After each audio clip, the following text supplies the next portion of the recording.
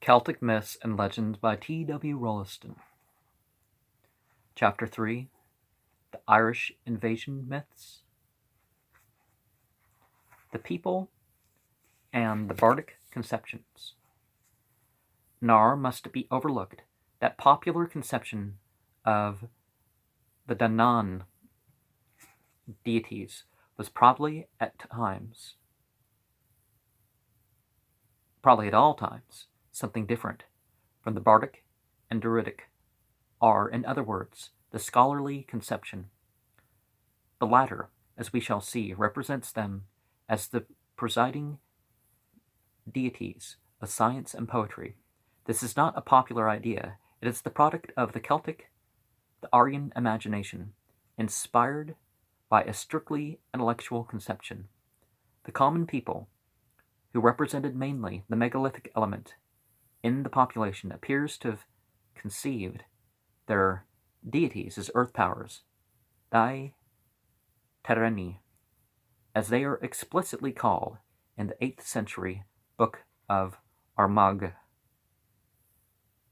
Mayer and Nut Voyage of Braun, Volume 2, 197 is the page, presiding not over science and poetry, but rather agriculture, controlling the fecundity of the earth and water, and dwelling in hills, rivers, and lakes. In the Bardic literature, the Aryan idea is prominent. The other is to be found in innumerable folk tales and popular observances, but of course, in each case, a considerable amount of the interpenetration of the two conceptions is to be met with. No sharp dividing line was drawn between them in ancient times, and none can be drawn now. And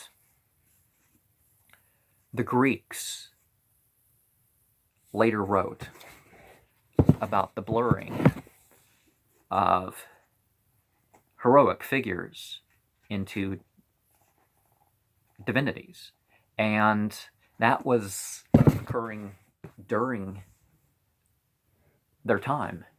It's like Alexander the Great. People were starting to worship Alexander the Great. People who, rulers who try to set up cults of themselves did happen. But it seemed to naturally occur, well, not naturally, you can say, but people don't have to be natural. That's one of the things about a human being.